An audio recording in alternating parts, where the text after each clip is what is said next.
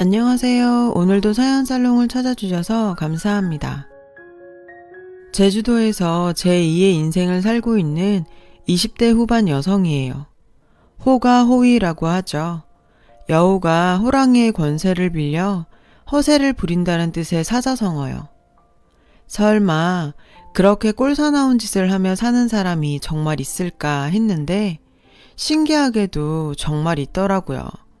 그것도 저랑 아주 가까운 사람 중에 말이죠. 제가 이렇게 사연을 보내게 된 것도 바로 그 여우 같은 인간 때문이에요. 저에겐 한때 세상 무엇과도 바꿀 수 없을 만큼 사랑했던 사람이 있었어요. 동화 속 왕자처럼 모든 게 완벽한 사람은 아니었지만 적어도 제 눈에는 그 사람의 부족함마저도 흠으로 보이지 않는 그런 사람이었죠. 바로 제 남편이요. 남편은 저희 아빠가 운영하시던 회사의 영업부 직원이었어요. 사람은 좋은데 영업수완은 그리 좋다고 할 수 없는 사람이었죠. 솔직히 말하자면 영업수완이 영 꽝인 사람이었어요. 오죽하면 별명이 영업부 욕바지였겠어요. 우리가 처음 만나던 그날도 남편은 복도에서 상사한테 욕을 먹고 있었어요. 아빠를 만나러 회사에 들렸던 저는 그 광경을 보고 솔직히 조금 놀랐었죠. 다 큰 어른이 학교도 아니고 회사에서 저렇게 혼이나? 나 같으면 당장 관둔다. 저런 수모를 당하면서까지 회사에 다녀야 하나 생각했어요. 한참을 모욕적인 말을 퍼붓던 상사는 엘리베이터를 타고 가버렸어요. 그런데 글쎄 이 남자가 이미 닫힌 엘리베이터 문 앞에서 90도 직각으로 허리까지 숙여 인사를 하지 뭐예요. 근데 뭐랄까 그 모습이 굴욕적이라기보다는 대단하게 보이더라고요. 순간 어른들의 사회생활이라는 게 어쩌면 이런 게 아닌가 하는 생각마저 들었죠. 순간의 화를 못 참고 뛰쳐나가는 건 쉽지만 굴욕적인 순간까지도 참고 버티는 건 어려운 일이잖아요. 그럼에도 많은 사람들이 가족을 위해 혹은 생계를 위해 오늘을 참고 견디며 살고 있구나. 그리고 그건 창피한 게 아니라 책임감을 아는 어른다운 행동이 아닐까 하고 말이죠. 한참을 그렇게 허리를 숙이고 있던 남편은 제 인기척을 느끼곤 도망치듯 사무실로 들어가 버렸어요. 그날 이후 남편의 그 모습이 뇌리에서 지워지지 않더라고요. 그래서 아빠 회사에 갈 때마다 영업부 앞을 어슬렁거렸죠. 남편과 정식으로 인사를 나눈 건 1년 뒤 제가 아빠 회사 홍보부에서 인턴 생활을 하면서부터였어요. 간부들을 제외하곤 제가 사장 딸인 걸 아무도 몰랐기 때문에 전 남들처럼 평범한 회사 생활을 할 수 있었죠.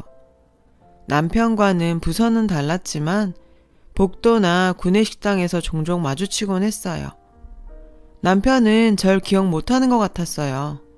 차라리 그 편이 낫죠. 어떻게 보면 남편한테 있어서는 남한테 보이기 창피한 순간이었을 텐데 그걸 제가 지켜본 걸 알면 제가 얼마나 불편했겠어요. 그러던 어느 날이었죠. 저는 사무실에 휴대폰을 두고 오는 바람에 뒤늦게 다시 사무실로 돌아와야 했어요.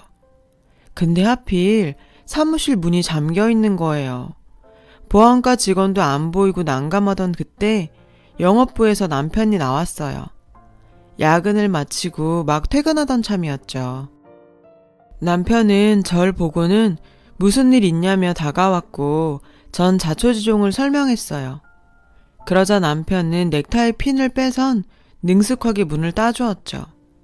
그리곤 제가 휴대폰을 찾아 나올 때까지 문 앞에서 기다려주었어요.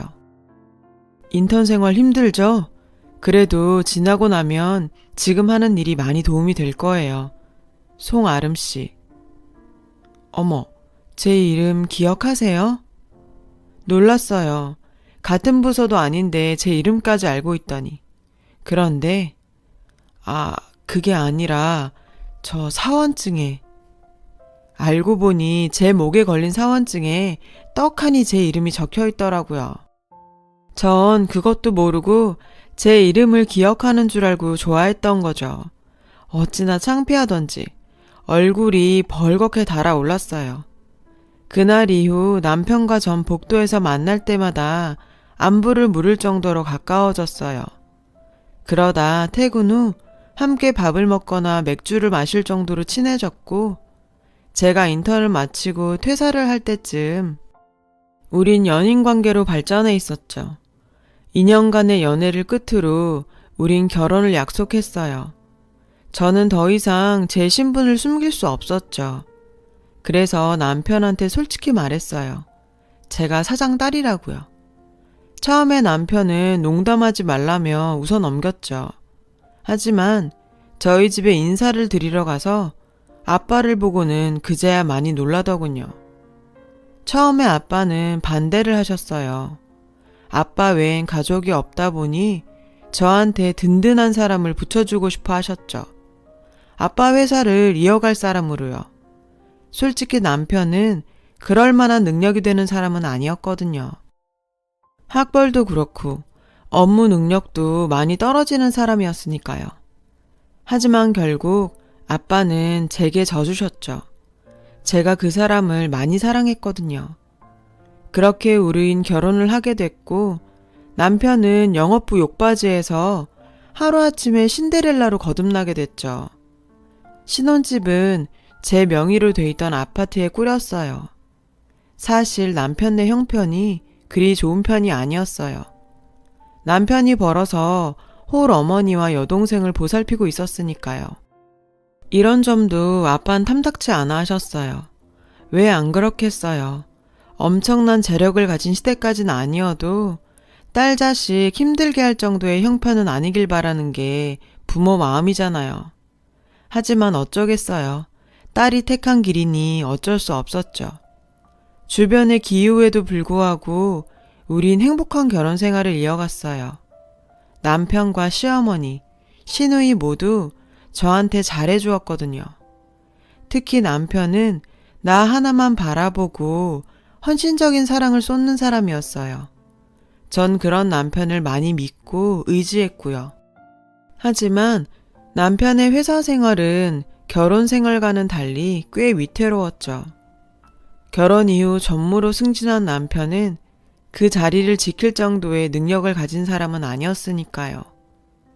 연이은 계약 실패로 회사에선 책임론이 불거지길 일쑤였고, 그럴 때마다 저는 아빠를 찾아가 울고 짜며 위기에서 남편을 구해냈죠. 상황이 이렇다 보니 회사에서 남편의 입지는 점점 좁아졌어요. 그러던 어느 날이었어요.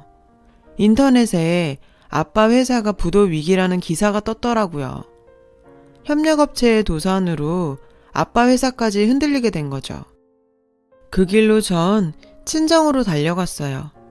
걱정이 돼서 가만히 있을 수 없었거든요. 가보니 아빠는 아무 일 없는 듯 정원수에 물을 주고 계셨죠. 그리곤 오히려 놀라서 달려온 저를 향해 내가 누구냐? 맨손으로 시작해 지금 이 자리까지 오른 사람이야. 아빠 그렇게 쉽게 안 무너진다. 그러니까 걱정 말고 돌아가. 시부모님 계신데 툭 하면 친정일에 나서는 거 아니다. 여전한 아빠 모습을 보자 안심이 됐어요. 그래, 아빠가 어떻게 읽은 회사인데 하루아침에 어떻게 되겠어? 전 그렇게 안일하게 생각하곤 돌아섰죠. 하지만 그때 이미 회사는 손쓰기 힘든 상황까지 내몰려 있었고, 아빤 그 사실을 제게 숨기시려고 괜찮은 척 하신 거란 걸 나중에야 알 수 있었어요. 회사를 살리기 위해 아빠의 개인 재산을 몽땅 회사에 쏟아부으셨어요. 집까지 저당을 잡히면서요. 아빠의 그런 노력 덕분에 회사는 부도를 면할 수 있었죠. 하지만 회사를 정상화하기 위해선 매각 외에는 방법이 없었어요. 결국 아빠는 고용승계를 조건으로 회사를 매각했고, 아빠의 희생 덕분에 회사와 직원들은 살아남게 되었어요. 아빠는 빈털터리가 되고 말았죠. 일생을 다 바쳐 일궈낸 회사를 살리느라 말이에요. 설상가상으로 얼마 뒤 아빠는 뇌경색으로 쓰러지셨어요. 집에서 일하시던 아주머니도 내보내고 홀로 집에 계셨던 탓에 발견이 늦어져서 발견 당시 상태가 많이 안 좋았어요. 아빠는 한 달 넘게 한방병원 중환자실에서 생활하시다가 잠시 상태가 호전되는 듯 했지만 결국 세상을 떠나고 마셨죠. 하루아침에 전 고아가 된 거예요. 아빠 장례식장에는 회사분들이 오셔서 많이 도와주셨어요. 모든 장례 절차는 아빠와 창업부터 함께 하셨던 강 이사님이 맡아주셨어요. 남편은 하도 울어서 탈진 상태였던 절 대신해서 상주 노릇을 해주었고요. 그렇게 아빠의 장례식은 주변의 도움으로 잘 마무리 지을 수 있었어요. 하지만 장지에서 돌아온 그날부터 제 인생은 이전과는 180도 다른 모습으로 변해버렸어요. 그 시작은 현관문을 열고 집으로 돌아온 그 시점부터였죠. 평소 상냥하고 나긋나긋하던 시어머니는 전혀 다른 사람이 돼 있었어요. 그건 시누이도 마찬가지였죠. 제가 몸도 가누기 힘든 상태로 현관에 들어서는데도 누구 하나 달려와 손을 잡아주지 않더군요. 오히려 그 반대였죠. 소파에 앉아 빤히 절 쳐다보며 가소롭다는 표정이었어요. 그리곤 장지에서 출발한 지가 언젠데 이제야 오는 거냐? CM일 굶겨 죽일 작정이야? 왔으면 밥부터 차려라. 어서. 기가 막혔어요. 방금 땅에 아빠를 묻고 온 저한테 밥을 차리라고 호통을 치다니. 제정신인가요? 어머님, 지금 저한테 뭐라고 하셨어요? 밥을 차리라고요? 아니, 방금 부모를 땅에 묶어온 사람한테 밥 차리라고 닥달하시는 거예요? 네? 서운한 마음에 입술까지 파르르 떨렸어요. 그런데 언니, 지금 뭐 하는 짓이야? 아니, 며느리가 돼선 시어머니한테 고개 빳빳이 쳐들고 따지는 거야? 뭐야? 언니네 아빠 죽었으니까 우리 엄마도 굶어 죽으란 거야? 뭐야? 완전 개싸가지네. 평소 저를 친언니처럼 따르던 시누이는 거품을 물며 저한테 달려들었어요. 순간 내가 악몽을 꾸고 있나 착각이 들 정도였죠. 하지만 이건 시작에 불과했어요. 이보다 놀라운 건 바로 남편의 태도였거든요. 주차를 하고 저보다 늦게 집에 온 남편은 현관에 들어서자마자 상주 완장을 바닥에 내던지며 화를 내는 거예요. 아씨, 망했어. 부자가 망해도 3년은 산다는데 어떻게 네 집은 네 아빠 죽고 나니까 쥐뿔도 안 남냐? 와, 완전 빡쳐. 왜? 아무것도 없대? 집이랑 땅은? 네 장인 살던 집, 그것만 해도 꽤 되지 않아? 시어머니는 남편한테 쪼르르 달려가 떨어진 콩고물이라도 챙기려는 사람처럼 다급하게 물었어요. 없어. 방금 김 변호사랑 통화했는데 회사 살린다고 돈이며 부동산 다 팔아서 회사에 때려 넣었대. 집도 담보 잡혀서 병원비에 이거저거 세금 정리하고 나니까 아무것도 없대. 아씨, 완전 똥 밟았어, 엄마. 남편의 낯선 모습에 전 기가 막혀서 아무 말도 할 수 없었어요. 적어도 평생을 함께하기로 약속했던 사람이 제일 먼저 제 손을 놓을 줄은 몰랐으니까요. 모자는 주저앉아 신세한탄을 하며 돌아가신 아빠를 향해 저주를 퍼부었어요. 그리고 그걸로도 성이 안 찼는지 그 화살을 제게 돌리더군요. 멍청한 놓친내가 지새끼 구할 생각은 않고 피 한 방울 안 섞인 회사놈들한테 그 많은 재산을 다 쏟아부을 때 넌 옆에서 뭐 했냐? 얘가 그렇게 세상 물정을 몰라. 전 재산 올인했으면 회사는 잡았어야지. 그걸 돈 한 푼 안 챙기고 매각을 해? 너랑 니네 아빠 머리에 이상 있는 거 아니니? 안 그럼 어떻게 상황을 이렇게 만들어? 아, 됐고. 이렇게 된 이상 나도 너 더 이상 못 데리고 살아. 너도 양심 있으면 나한테 빌부터 먹고 살 생각하면 안 되지. 안 그래?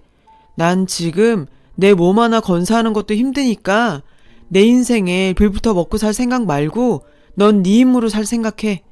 빠른 시일 내에 이혼 서류에 도장 찍자. 세상 끝에 홀로 버려진 것 같았어요. 다른 사람도 아닌 내 남편이 더 이상 물러설 것도 없는 낭떠러지 끝에 서 있는 절 힘껏 떠미는 것 같았죠. 그 길로 무작정 집을 나와 차를 타고 달렸어요. 정신없이 달리다 보니 기름이 떨어져 멈출 수밖에 없었죠. 차라리 이대로 아빠를 따라갈까? 나쁜 마음을 먹으려는 그때 휴대폰이 울렸어요. 강의사님이었어요. 어릴 때부터 삼촌이라 부르며 따랐던 터라 목소리를 들으니 눈물부터 나더라고요. 그래서 전화기를 붙들고 한참을 꺽대며 울었어요. 한참을 울고 나서야 눈물이 멈췄어요. 그제야 강의사님은 무슨 일 있었냐고 물으셨죠. 전 제가 처한 기막힌 상황을 설명했어요. 그리곤 기름이 떨어져 차는 길가에 멈춰 서 있고 당장 오늘 밤 잘 곳도 없다는 말도요. 제 얘기를 듣고 강의사님은 바로 제가 있는 곳으로 달려와 주셨어요. 그리곤 제가 머물 곳을 마련해 주셨죠. 그리고 한 달이란 시간이 흘렀어요. 그동안 강의사님이 마련해 주신 제주도 별장에서 나와 집으로 향했죠. 남편과의 관계를 정리해야 했거든요. 한 달 만에 돌아온 집은 제가 나가던 그때와 달라진 게 거의 없었어요. 하루 종일 TV 앞에 앉아 홈쇼핑 채널을 보는 시어머니도, 게임에 빠져 컴퓨터 앞에 사는 시누이도 모두요. 달라진 게 있다면 회사에 있어야 할 남편이 평일 오후임에도 집에 있다는 거 정도? 절 보자 시어머니는 도끼 눈을 뜨곤 절 노려봤어요. 그리고 남편을 불러댔죠. 방에서 늦잠을 자던 남편은 짜증을 내며 거실로 나왔어요. 안 돌아올 것처럼 나가더니 벌써 기어 들어오냐? 난 또 영영 안 들어올 줄 알았지. 절 보자 남편은 똥 씹은 표정을 하며 말했어요. 내 집인데 당연히 와야지. 참, 이거 이혼 서류야. 내 건 다 적었으니까 당신 거 적어줘. 전 서류 봉투를 남편한테 건넸어요. 봉투에서 서류를 꺼내보던 남편은 순간 화들짝 놀라더군요. 그리고 눈동자가 심하게 흔들리더니 말까지 더듬었어요. 왜냐고요? 제가 남편 보라고 이혼 서류 뒤에 제 명의로 된 제주도 땅 문서를 끼워 넣었거든요. 이게 다 뭐야? 자기, 제주도에 땅이 있었어? 이게 얼마야? 땅 얘기에 방에서 시누이가 달려나왔어요. 그리고 남편과 시어머니 시누이는 머리를 맞대고 앉아 땅 문서를 살폈죠. 그리곤 급화색이 되더군요. 죽다 살아난 사람들처럼요. 그리곤 순식간에 태도를 바꿔 예전의 모습으로 돌아왔죠. 아가, 지금껏 어디서 뭘 하다 이제 온 거니? 세상에, 피골이 상접한 거 봐. 그동안 밥은 제대로 먹고 다닌 거야? 에휴, 가야 온 것. 친정아버지 그렇게 보내고 얼마나 힘들었니? 이제 다 잊고 과거는 훌훌 털어라. 안 좋은 기억은 후딱 터는 게 상책이다. 너 좋아하는 김치찌개 끓여줄 테니까 씻고 와라. 밥부터 먹자. 와우, 이건 뭐 아카데미 여우주연상은 따놓은 당상이겠더라고요. 근데 그건 시어머니뿐만 아니더라고요. 시누이랑 남편도 거의 동급으로 확 표정을 바꾸곤 예전 모습으로 변해 있었거든요. 이야, 연기파들 나셨네. 온 가족이 아주 아카데미 주연상감이야. 그렇게 죽일 듯이 발톱 세고 달려들던 사람들이 땅 문서 보더니 순한 양이 되셨네? 무슨 소리야? 우리가 언제 그랬다고. 전엔 자기가 워낙 정신 못 차리고 시리에 빠져 있으니까 냉혹한 현실 자각하라고 일부러 강하게 밀어붙인 거였지. 우리가 안 그랬어 봐? 자기가 지금처럼 정신 차렸겠나? 다 자기 위해서 악역을 자처했던 거라고. 근데 자기야, 이 땅 어디서 난 거야? 아니 겉보다 땅이 꽤 넓던데 팔면 얼마나 받을 수 있는 거야? 이 와중에도 남편은 땅에 눈독을 들이더군요. 글쎄, 못해도 4, 50억은 되겠지? 근데 그건 자기가 알아서 뭐하게? 우리 이혼할 사이인데. 자기야, 오늘 중에 제출할 수 있게 얼른 이혼 서류 좀 작성해 줄래? 내가 당신들 쌍판떼기를 보고 있자니 토가 쏠려서 말이야. 뭐? 야, 너 말 다 했어? 이게 아주 간땡이가 부었나? 땅 좀 생겼다고 아주 기고만장이구나 너. 그래, 이혼해 줄게. 근데 그냥은 안 돼. 나 지난주에 회사에서 잘렸거든. 왠지 알아? 다 잘난 네 아빠 사위라서 미운 털 박혀서 잘렸어. 내가 너 때문에 인생까지 조졌는데 그냥 순순히 물러설 순 없잖아. 안 그래? 그래서 난 내 몫의 재산 분할은 확신히 받고 끝낼 생각이야. 마침 잘 됐다. 생각지도 못한 제주도 땅까지 생길 수 있게 됐네. 고맙다 야. 남편은 무척이나 만족하는 눈치였어요. 그건 시어머니와 시누이도 마찬가지였죠. 자긴 역시 한결같아. 회사 일도 더럽게 못해서 매번 회사에 노만 끼치더니 법에 대해서도 개뿔 아는 게 없구나. 재산 분할? 그래, 해야지. 근데 분할 대상의 재산은 결혼 이후에 생성된 거에 한해서라는 거 모르나 봐. 이 집이랑 차, 내가 결혼 전부터 가지고 있었던 거고, 제주도 땅? 이거 역시 우리 아빠가 내 몫으로 남겨준 거니까 자기한텐 전혀 권리가 없거든. 전부 특유재산이니까 말이야. 기억나지? 이 집에 신혼살림 차릴 때 자기가 들고 온 거. 별 볼 일 없는 이 몸뚱이랑 거머리 같은 네 엄마랑 네 여동생 그게 다였어. 근데 난 네가 가져온 거 하나도 탐이 안 나서 말이야. 그냥 너 다 주려고. 우리 아빠가 현명했지. 언제고 네가 내 뒤통수 칠 거라고 강 이사님한테 이 땅 문서 맡기면서 그랬다더라. 잘 간직했다가 너랑 헤어질 때 주라고. 분명히 네가 자기 딸 홀딱 벗겨먹고 빈손으로 내쫓을 거 아셨던 거지. 그제야 상황 파악이 된 남편은 사색이 돼선 절 붙잡았어요. 자기야, 나 좀 용서해줘. 내가 잠깐 헷가닥 했었나 봐. 회사 잘린 충격으로 미친 짓 좀 했던 거야. 그러니까 나 좀 한 번만 봐주라. 응? 그래 아가, 이 애미가 이렇게 비마. 서운한 마음 평생 우리한테 풀면서 살아라. 평생 받아줄 테니 제발 용서해 주렴. 그래요 언니. 언니 원래 독한 사람 아니잖아요. 한 번만 다시 생각해줘요. 우리 이런 사이 아니잖아. 아주 가관이었어요. 세 사람이 제 발밑에서 손이 발이 되게 비는데 정말 역겹더라고요. 됐고 피곤하니까 다들 이 집에서 나가주세요. 딱 1시간 여유 줄게요. 그 안에 구질구질한 당신들 짐 챙겨서 나가주세요. 알았죠? 이 시간 어기면 사람 부를 테니 각오하시고요. 전 안방으로 들어가 문을 걸어 잠궜어요. 남편과 시집 식구들은 미련을 못 버리고 방문 앞에서 용서해달라 애원을 해댔죠. 그렇게 1시간이 흐른 뒤 전 사설업체에 전화를 했고 업체 사람들이 도착해서야 남편과 그의 가족들을 집에서 끌어낼 수 있었어요. 그렇게 이혼 서류를 접수하고 전 서울집을 정리해서 제주도에 내려와 있어요. 복작되던 서울을 떠나 눈앞에 바다가 펼쳐진 제주도에 내려오고 나니 한동안 절 괴롭히던 두통이 싹 사라져버렸어요.